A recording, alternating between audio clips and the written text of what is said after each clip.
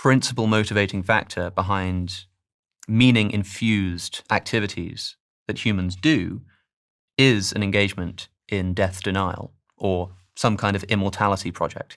People literally, for fear of, as a result of the knowledge that this will all come to an end, engage in what we might call immortality projects. They engage in things which will outlast themselves, which give them a sense of escaping this death. The most obvious example is in religious traditions, which literally promise immortality for your own soul. But if you look just practically at where people subjectively report finding meaning, they find it in their children. They might find it in their job, but they're unlikely to find it in their job if they're doing something they don't really care about. They'll find it in their job. Maybe they're like a barrister, and they find a lot of meaning in bringing justice into the world because they're participating in a system which they believe will outlast them and is bigger than them.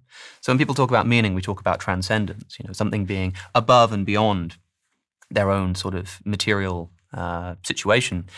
And I think religion is the archetypal example of this, and I think it's why it evolves in the first place. There is this idea that we are living in a meaning crisis that has cropped up maybe in the past 100 years or so, or maybe in the last few hundred years or so as a response to the Enlightenment and the decline of religion. I think that's far too easy. I think that's way too easy. I think that if there is such thing as a meaning crisis, it is literally the human condition and the reason why these projects were invented in the first place. I think literally speaking, what people are doing in religious traditions is realizing the finitude of their existence and therefore trying to commune with something less finite. Of course. We have this hunger. And I have no reason to believe that any naturalistic explanation can explain the consciousness's hunger for meaning and significance, because that's all propositional. It's not molecules in motion. What's naturalistic mean? Naturalistic just means nature, and that's all there is, basically. So you have molecules in motion largely governed by natural law. There is no outside transcendent anything. There's no immaterial anything, certainly not an immaterial God that has started the process and sustains the process and gives life meaning. There either is meaning objectively or not, okay? If not, then it's up to us. For example, a moment ago you said that if there is a creator God who brings us into existence, then you are designed and you are given purpose by God. And I think we need to investigate this a bit further. Because, for example, a quite sort of boring and overdone debate at the moment is the extent to which we are engaged in the production of potentially artificially conscious agents with artificial intelligence technologies. And there's all this discussion about whether or not these things can be conscious, like, whatever. But let's just suppose for a moment that they were. Let's suppose that I created an artificially intelligent machine and I gave it a purpose, and that purpose was to produce paperclips. And because of the development of artificial intelligence technology, it became conscious in a recognizable sense. It had an interior sense of self. It sort of had, say, feelings or emotions about the world. But it is just an AI robot whose entire purpose in life is to make paperclips. Now, I could say that because that AI was designed by a creator with a purpose that was explicitly given to it, that life is meaningful.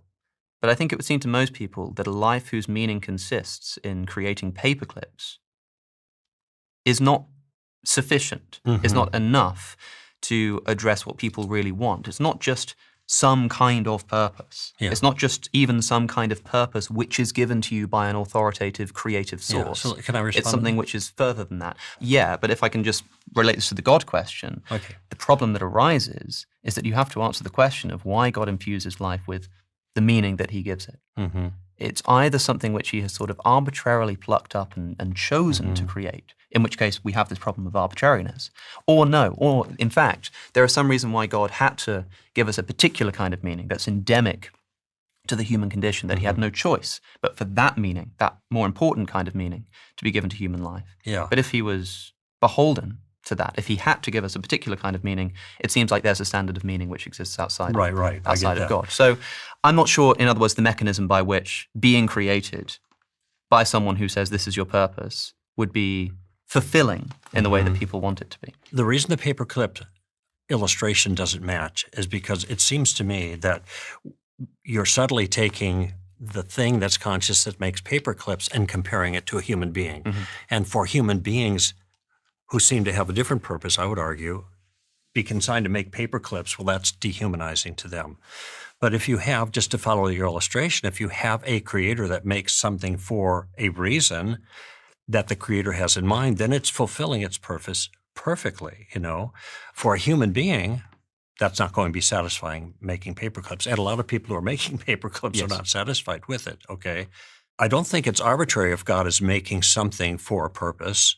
If God decides that he wants to make creatures to be in friendship with him because this reflects his loving character, and that purpose is to be in friendship with him, I don't see how that is somehow negligible or arbitrary at all. I guess you could have said that God could have done otherwise, but his love and desire for communion is seen to be an adequate explanation for that. This is fascinating. So my first question is, what's the point of this conversation? Yeah, so I think that the ultimate answer that we're looking for is it appears that the numbers around purpose and meaning are fluctuating at this moment in time. A lot of people are turning back to religion, as Alex we were just chatting about a second ago. And I guess there's two questions, which is one, understanding why that's happening, Cool. why there's this fluctuation, why we're seeing a mental health crisis around purpose and meaning. And the second is to try and figure out if there's a truth one can arrive at, if there's an objective truth that exists. Yes. So for y'all, I'm curious, when y'all show up here, like, what is the purpose for y'all showing up? It's literally trying to discover, like, it's the stated purpose, Yeah. right? It's literally just artificially given purpose by being designed in a particular way. We're going to get together and we're going to have a conversation and see if we can figure out this meaning stuff, right? Awesome. And by the way, like, we're not going to solve that problem. I think it's worth pointing out that, like, these conversations have to be exploratory and subjective. If anybody thinks that the four of us sat at this table are going to solve the meaning crisis and give people a 5-step guide to finding meaning in their life, and that will be the sort of case closed, then they're delusional. I don't know if I agree that we can't find an answer, but we'll talk about Well, this is what I wanted to speak to. Obviously, we're talking about this broader issue of meaning and purpose, all right? And as I mentioned earlier, there either is an objective one or it's only subjective, okay? If it is an objective one, this is about the most important thing that anyone could ever find out about their life, if they were created for a reason. In my view, the reason I'm here is because I'm convinced that that's the case, and I'm willing to give reasons why, okay? But I don't think I'm sympathetic to the concern that you can't sit around a table and in 2 or 3 hours solve the problem for any individual, because people going through the process of trying to figure these things out, it takes a long time as they put the pieces together. But I think there's a lot of people in the world that think they have put it together and they've come to conclusions about ultimate meaning and purpose, and they don't come to my own conclusions, but many have. So what I would hate to do is to leave people with the feeling like we can all search and the glory is in the search, but if you think you found the answer, then you haven't. Of course, this to me is a nihilistic enterprise then. I think it's possible to come to conclusions. Yeah, I think so too, to be clear, but I think what I'm trying to say is this will be something that one will experience for themselves and will discover for themselves in their own life. It's not going to be something that, there's that old, was it Linchi, the sort of the Buddhist koan that says, if you meet the Buddha, kill him. The idea being that, if you think that the kind of enlightenment which is necessary to spiritual fulfillment can be found through some kind of guru, you're missing the mark. It's something that you need to do for yourself. But isn't that statement itself meant to be a truth about spirituality that you can actually count on? Can I jump in? I just wanted to make sure I understand y'all's point. So you're saying that the search for purpose, first of all, is never going to go away, like, is a human condition, right? Yes. So as humanity will never find its purpose. I can tell you why if you like. No, I don't need to know why yet. I think individuals can, but humanity So that's can't. what's I'm just making sure I understand, right? So an individual can find their purpose, but as humanity, it's never going to be solved. And then you said something about purpose being tied to opposing to death in some way. So transcending death, that human beings basically look for purpose because death is inevitable, and if we can find purpose, then we can give our life meaning. But if we die and I don't leave something behind. Can you talk a little bit about that? This is essentially a version of Ernest Becker's denial of death hypothesis, which famously suggests that the motivation for a great deal of human behavior is at least human behavior outside of immediate sensory concerns like eating and stuff like that. Anything that humans engage in on a societal level, on an abstract level, is ultimately motivated by an apprehension of death. I think that's probably too simple, but it's definitely a contributing factor.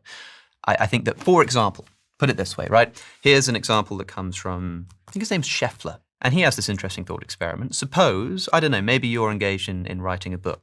Suppose you discovered, and this probably won't be the case for you because you believe in an afterlife, but suppose that you're an atheist for a moment.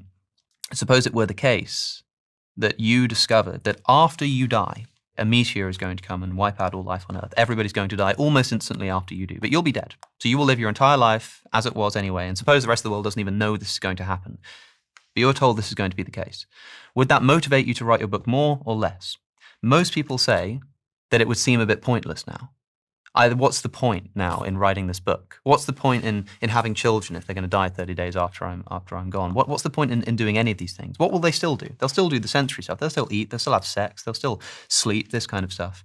But the typically meaning-laden activities of life, they would certainly be demotivated to do. And it's an interesting thought experiment to give us some insight as to the fact that, well, maybe this means that, at least in part, the motivation for these actions in the first place is that they will extend beyond our death. I agree with so much of what y'all say, and I also hard disagree with some of the fundamentals. So let's say you have this example of I'm gonna write a book and then the world is gonna end 30 days later. Yes. And so you say, because a lot of what you're talking about is what people say, right? Yep. So you'll say okay, so people would say that this is a waste of time and I'm not gonna do it if the world ends in 30 days. Mm-hmm. And you're also saying people is an everlasting thing or struggling with purpose, right? You're saying both of these things. So here's my question to you. If you tell someone, you're writing this book, let's say you write it and then you die, because we'll simplify the example, and then 30 days later the world ends. Let's take two people, one who says, I'm gonna write it anyway, and one who says there's no point. Which one of those two people do you think has a greater sense of purpose? Probably the former. Absolutely. So this is the key thing. Purpose is absolutely, because I love that you're asking about mechanisms, and I think maybe that's what I can provide. I think that's actually the answer, right? So it's not that people believe, and I think you're right, that the reason that this is a perennial problem is because most people do not live a life where they understand how purpose works. And what I think is really fascinating about sort of this scientific clinical approach, if you ask me, can I help people find meaning and purpose? I don't know. But if you ask me, can I help a person? The answer is absolutely. And we have particular scientific things, and this is where it's really counterintuitive. So a big part of finding purpose is doing particular things, and if you do those things, the likelihood that you will increase your sense of purpose in life, which is another thing that's very counterintuitive to people. Purpose is not binary. It's quantifiable. It's like a scale. So if I were to ask the three of y'all, right, maybe let's do this, not a thought experiment, but this practical experiment. Do you know your purpose in life? How confident are you that you're doing what you're supposed to be doing in life? How confident am I about the God part, or that I'm doing the things that are appropriate? How confident are you that you're doing what God wants you to do? Well, in that general sense, extremely confident, or else I wouldn't be doing it. Perfect, right? Yeah. So, Stephen, what about you, bro? About 5 out of 10. I knew it. Okay, right? So, Alex? I don't want to be difficult, but I kind of reject the grammar of the question. Awesome. Reject away, bro. I think it's what a logician would call an exponable statement, something which needs to be broken down. You asked, do I know my own purpose?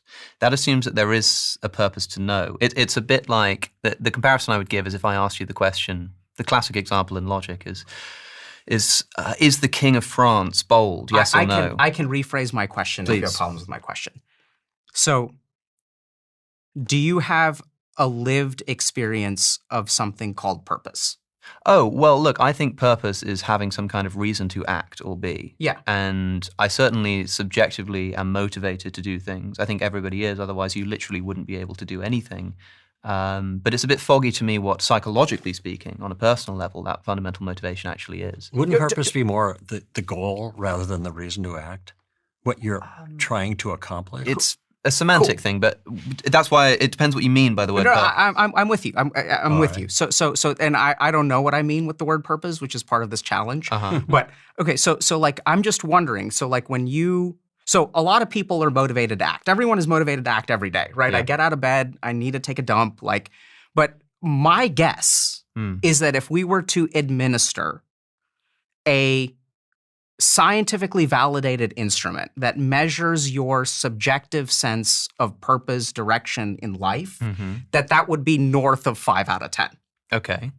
Do you think that's fair, or is that something that you don't? Maybe, yeah. I don't know. So do you when you wake up, do you feel like you know what you want to do and what's going on, and you're like doing good work? Like I'm asking about the subjective. Not feeling. on a grand sense. I'm quite agnostic. I mean, I'm sort of. I'm not talking about okay, maybe a grand It depends. sense. I really don't know what you mean. No, perfect. Okay, so not on a grand sense, but on some other sense. Yes. Sure. Okay, great. So I think that I think this is beautiful because I think what we have here is like not on a grand sense. So I think on a grand sense, you're there, right? But you're absolutely motivated by particular things. So I think this is the first thing about purpose. Can a clarification real quickly? Sure. Yeah, on a grand sense, yes, but there are distinctions that you were referring to a few moments ago. Great. There are a lot of things that are dissatisfying in my life, but in terms of being on the right course, that's part of what life is. Being on the right course, lots of crazy stuff that's happening in between. Cool. So like the first thing that I've kind of noticed in my work is that I don't know whether a grander purpose exists or not. I think that's a lovely discussion that I want to continue to have with you. But here's where I'm sort of coming from in this discussion. Stephen started this out with some really scary statistics that we're seeing, right? There's a mental health crisis. I think a lot of what we're seeing is while it may be perennial, I think it's like seems more acute right now. Yes. Maybe that's because of the atheist materialism, whatever, I'm not quite sure, but this is a problem. So just sharing where I'm coming from, my hope is that someone who is watching this will have moved forward some vague percentage points. I'm shooting for about 20% in their personal quest for purpose. And I think a big part of what I'm going to try to contribute here today is my understanding of like how to do that. That this is a quantifiable thing that we can sort of see at this table. People are sort of like at different places. And so the first thing that I kind of want to point out is I don't know whether there's purpose or not, but as a human condition, there is something that each of us feel or experience that gives us an answer, right? So you're like at 10, but what that means is that something is going on in your mind, something is going on in your heart, something is going on in your body where you wake up and you feel like you have purpose. Stephen wakes up and he's like at a 5 out of 10. So he's getting some signals in that area, some signals not in that area. You have some signals in that direction too. You know why you're showing up at this podcast. You've got a book that you're working on. Awesome. Can't wait to read it. But on a grander sense, you're like, I don't know about this like objective stuff or whatever. So this is sort of like this quantifiable thing. And you? I'm going to let y'all guess. Where would you put me out of 10? I don't like to psychologize people. It's okay if you don't like to. Will you? I mean, I just met you. I don't know. I have no idea what sense of meaning you have in your life. Okay. I mean, for me, I'm just motivated to try and find out. So I think truth. the audience can guess too. Yeah, I would say you're pretty high. That's why you're here. That's why you're articulating your ideas. Probably closer to 10 than 5. Yeah. Right? So it's like, it's okay if you don't want to do that because I'm guessing that there are certain things in your intellect that tell you. So do you have a subjective instinct? No, I just don't know you that well. I mean, I don't know. Okay. And also it depends what you mean, right? Because you'll say that you have if you say that you're a 10, like you have you used the phrase earlier, a sense of meaning in life. And because you're talking about this from an empirical standpoint of whether people report having a sense of meaning, whereas I think that Greg is probably talking about, literally speaking, whether there is actually, in fact, a real meaning, whether or not people sense it or not. You could say that you have a 10 out of 10, and Greg could say, well, it's great that you feel that way, but it's misguided because the purpose that you have identified in your life is the wrong one. And so to me, the important question is not so much whether you subjectively report feeling like you have purpose in life, but whether that purpose is grounded in something real and true. Yeah, so I think that your answer right now is the reason why you think some of these questions are unanswerable. So I think if you adopt that frame, you'll never know. But I don't think they're unanswerable. Okay, let me just finish. Okay, so my first experience of this, right, is that first of all, there is a subjective barometer. Like, how do we know whether we have purpose? Maybe we listen to other people, but there is some sort of internal